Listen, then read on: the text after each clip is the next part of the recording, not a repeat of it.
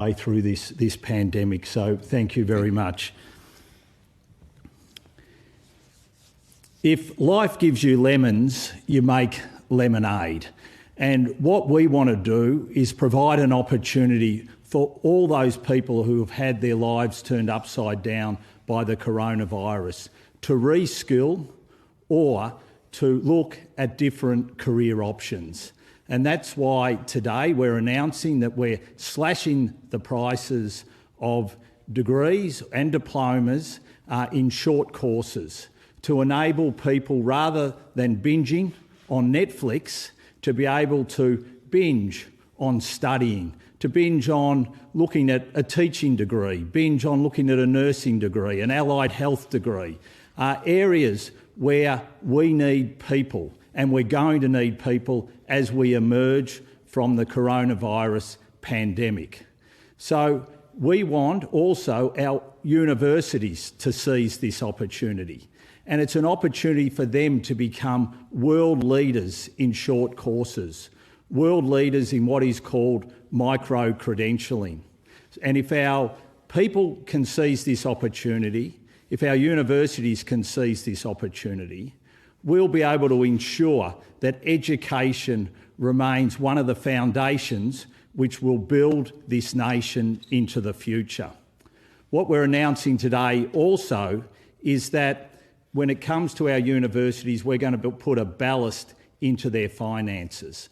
We're ensuring that when it comes to the Commonwealth Grant Scheme, that what we estimated their income this year that they would get from the Commonwealth Grant Scheme, they will get. So the estimates will now become the reality for the university sector, providing a ballast for them. When it comes to fee help, which is the student loan contribution, they will also get a window to repay that. So they won't have to repay fee help if there is under-enrolment of students next year, and then we will give them 8 years to repay any under-enrolments of the fee help calculation.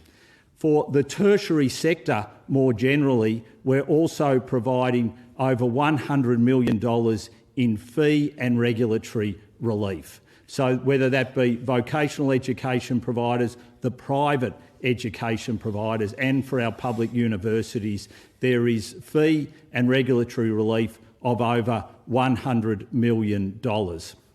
And when it comes to our private education institutions, so not our public universities but our private higher education institutions, there's $7 million there for them so that they can participate in these new short course certificates. So they can also offer that, and it will help them as well.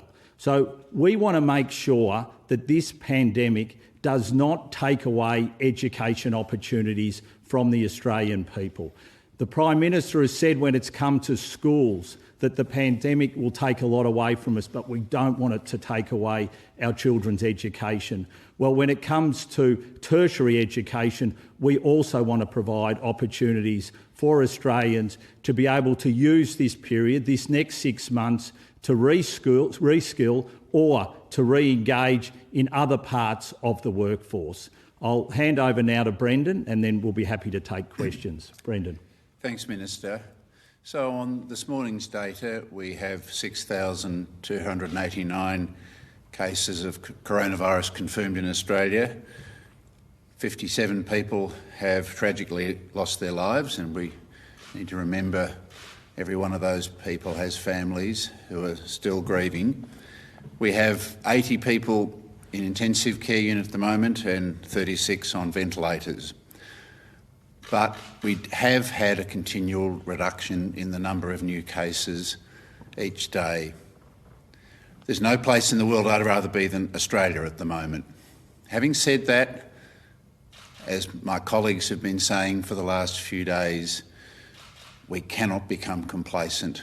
We still have some community transmission, small numbers of cases, which do mean that there are people in the community that are transmitting this virus, and that's why we have to keep our pressure on and make sure that we don't end up like countries in the world that you've all seen on the news, where this pandemic has developed uncontrolled community transmission. We are in a good place, as I said a few days ago, but we have to maintain that good place. I'd like to say a few thanks. I'd like to thank the Australian people for embracing and living within these new, very restrictive measures that we've had to put in place. And they have come to the fore, as all Australians do. They have shown that they can change the way they behave. And I think, as I've said on other occasions, we will start to see a whole different way we interact, even when this is over, in terms of hand hygiene and distancing. I also want to thank our frontline health workers who've been treating the cases of COVID-19. But particularly today, I want to recognise unsung heroes, and they are our public health workforce.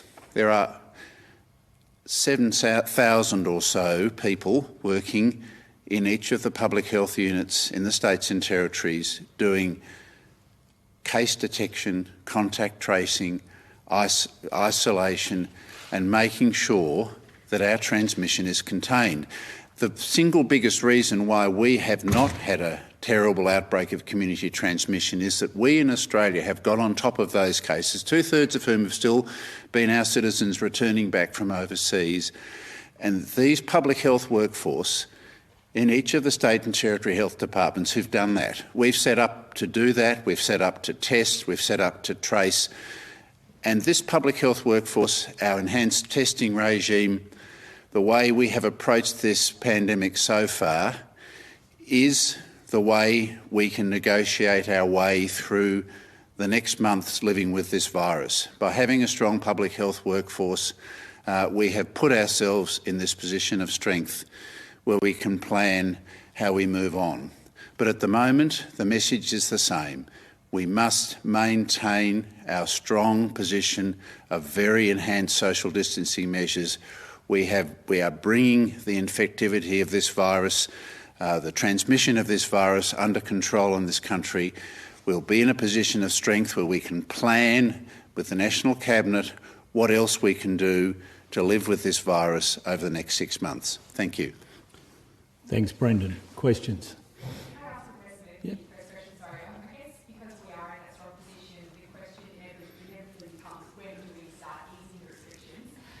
When would be the earliest you would push to the stage that the state could look at easing some of the social distancing measures that have been put in place? So I think it's really important that we look at what's happened around the world where people have released restrictions and have had to reimpose them. We have to get ourselves very well prepared, and that's why I was talking about the public health response.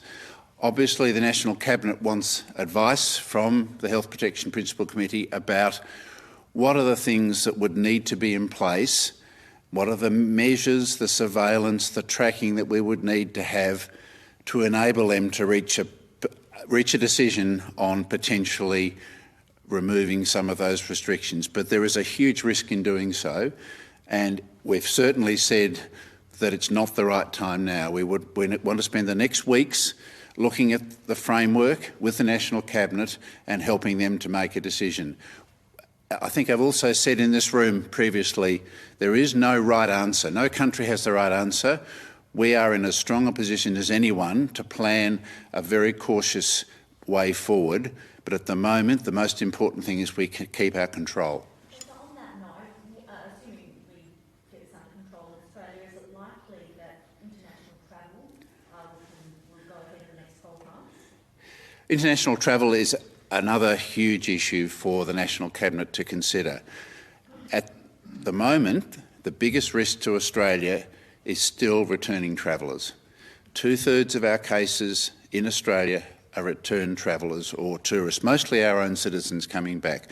In fact, it's likely that the new cases we will see over the next week will be return travellers. We've just had a charter flight come into Melbourne this morning from a cruise ship with lots of positive people.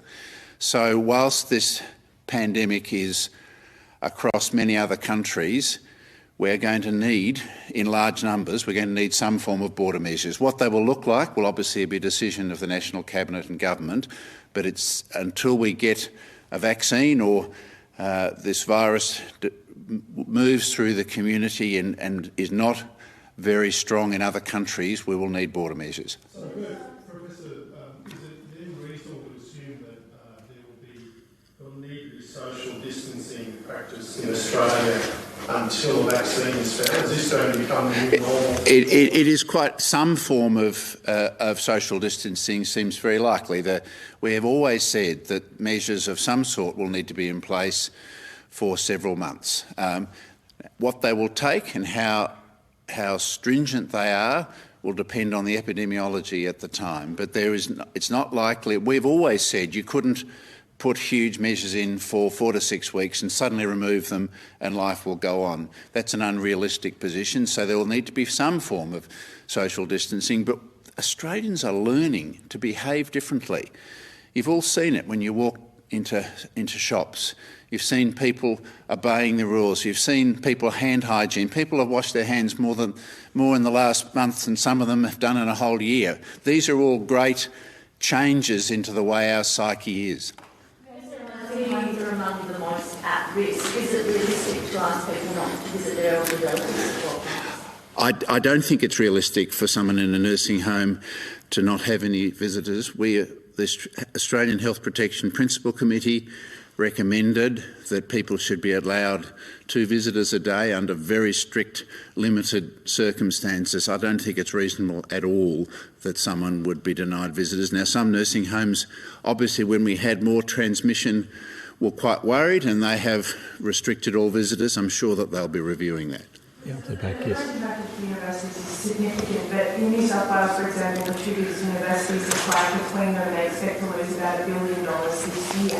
They've flagged staff cuts, reducing their building plans, a lot of reductions there. Have you saw any guarantees that there will be some commitment from the universities to not do some of those things? And further on that, some of those losses are due to a drop in not just international but also expected domestic enrolments. Is that something that concerns you? Do you think that is related to the coronavirus outbreak? So there's very good discussions going on at the moment between the university sector and the NTEU, and those discussions continued yesterday. And my hope is we'll get a resolution to those discussions which will then, I think, limit the impact that the drop, especially in international students, has had on universities in New South Wales. The universities in New South Wales are also in discussions with the New South Wales state government around some type of financial loan and whether that will be appropriate or not. We have seen in some universities a drop in the number of domestic students, and that's what this package today is all about, is putting a ballast into the university sector in that what they had planned their income to be for domestic students will now be the actual income that they'll receive. And where there has been a drop in domestic students, these short courses give the opportunity for the universities to fill those places in areas of national priorities, whether it be teaching, nursing, counselling, IT, all areas where we'll need a good, strong workforce to help us get through the other side of the pandemic. Yes. One of Britain's leading scientists has forecast that we could have a vaccine viable by September. What's your understanding of where that process is at and where... Sure. So the Israelis have made a similar statement in the media this morning too. Look, it's too early to tell.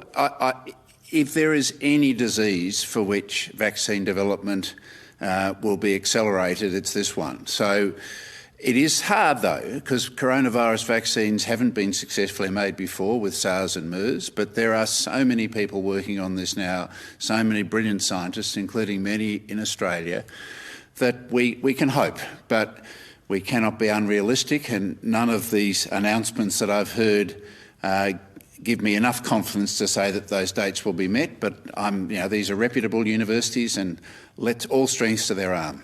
Pleasure, yes. So how many universities have taken part in this, and also how should people who are interested, how should they go about Yeah, so all those people who are interested, who want to take up this opportunity, should contact their local university or go online and approach any university, have a look at the types of courses that are being offered and then approach a university. For instance, we've already seen when it comes to Swinburne for teaching, they're going to provide a short course in online teaching.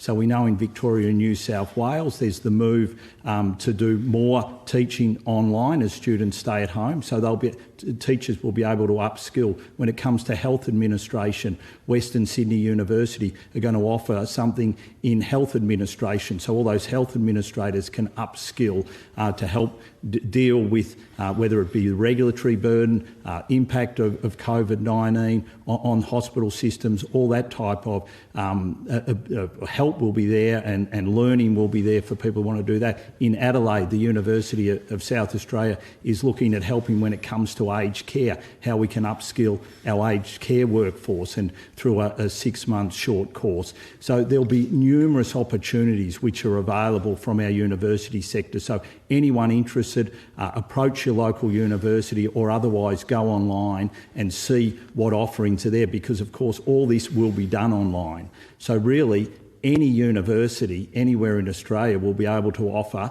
these types of courses to people who want to upskill their education. Professor, yes. What's your view on the National Rugby League restarting? That's a matter for... I know New South Wales Health has been dealing with the Rugby League. My personal view is I think it's probably premature to be planning things at the moment, but that's a matter for New South Wales. Yes. Schools have any more decisions being made on schools? Is it likely they'll be open? Well, the government, the federal government, has expressed a desire that we want all schools open. Now, the different states and territories will put in place different arrangements depending on their unique circumstances. But the NT, for instance, have said their schools will be open and they're requiring students to attend school for the second term. In Victoria and New South Wales, they're encouraging parents to, if they can, to have their students study at home. But what the nationally consistent approach is that when it comes to parents who have to work, when it comes to vulnerable children, schools have to be open and have to make sure that they provide a safe learning environment for those children. Yes. School issue, and one of the problems appears to be that teachers are concerned for their own welfare. I've got two questions at the point. Have any teachers been infected with coronavirus from working in the school? And secondly, is the government able to provide gloves or hand sanitizer to make it a safer work environment? So Brendan's medical expert panel has already provided some advice on this, Brendan, so I might ask you to respond to this. So we haven't seen evidence of... We've seen transmission from a teacher to a child in a school. We haven't seen, to the best of my knowledge, and I haven't got all the data from the states and territories, significant incidents of student to teacher transmission. Right, that's we're going to leave Chief Medical Officer Brendan Murphy speaking there next to Education Minister Dan Tehan, speaking about that relief package for higher education and also giving a general update about coronavirus here in Australia. That's all for Weekend Breakfast for today. Thanks for your company this morning. I'm Joanna Nicholson. I'm Fawzia Ibrahim. Miriam Caro will be up next with all of the latest stories. Do stay with us.